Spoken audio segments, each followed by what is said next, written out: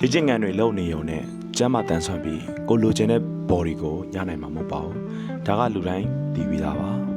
ဒါဆိုပါလိုတာလဲ yes nutrition ပါဒါကြောင့်မို့လို့ဒီနေ့ပဲ Fitbite ကနေ PR gift လက်ဆောင်ပို့ပေးလိုက်တာကြောင့်မို့လို့စောနာကပြောသလိုပဲကျွန်တော်တို့လေ့ကျင့်ခန်းတွေဘယ်လောက်လုပ်လို့ကောင်းမွန်တဲ့အာဟာရ nutrition မရှိရင်တော့လုံးဝအလကားပါပဲ PR gift ကတော့လေ့ကျင့်ခန်းလုပ်သူတိုင်းအတွက်အရေးကြီးတဲ့ protein တက်ပါဝင်တဲ့ protein bar ဖြစ်ပါတယ်။ဘူးပုံစံကတော့ကာလာဆက်ထားလေးကအတော်မိုက်ပြီးတော့ packaging ကလည်းတော်တော်လာတယ်။တဘူးလုံးမှာလည်း protein bar 10ခုတောင်ပါတယ်။ protein bar တစ်ခုမှာ protein 15 gram ထိကိုပါတယ်။ကျန်တာပါတာကတော့ fiber ကတော့15ရာခိုင်နှုန်းပြီးတော့ protein က28ရာခိုင်နှုန်းထိပါပါတယ်။ဒီရတာတွေကတော့ chocolate almond နဲ့ chocolate peanut butter ဆိုပြီးတော့နှစ်မျိုးရှိတယ်။ကိုယ်တိုင်က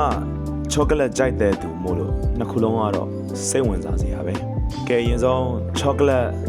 almond ကိုအရင်ဆုံးစကြည့်အောင် chocolate almond ရတာကတော့ထင်သားတာထက်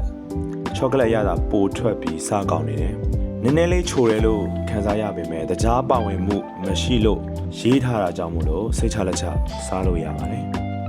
။peanut butter ကတော့အရသာနည်းနည်းပေါ်တယ်စားရတာနှစ်ခုလုံးကောင်းနေပေမဲ့ chocolate almond ကိုတော့ကျွန်တော်ပိုကြိုက်တယ်ဒီ brand လေးကကျွန်တော်စီရောက်လို့မှမကြသေးဘူးဂျင်ကြီးတွေမှာသတိထားကြည့်မိတာတချို့တင်ရောက်နေတာလေးတွေတွေ့ရတယ်တထုပ်စားလိုက်တာနဲ့တော့ bite ပြည့်တယ်လို့ခံစားရတယ်ဗျကဲလိုအပ်တဲ့ protein အတွက်လွယ်တကူစားခြင်းနဲ့ဆိုရင်တော့ကျွန်တော် post မှာ mention ထားတဲ့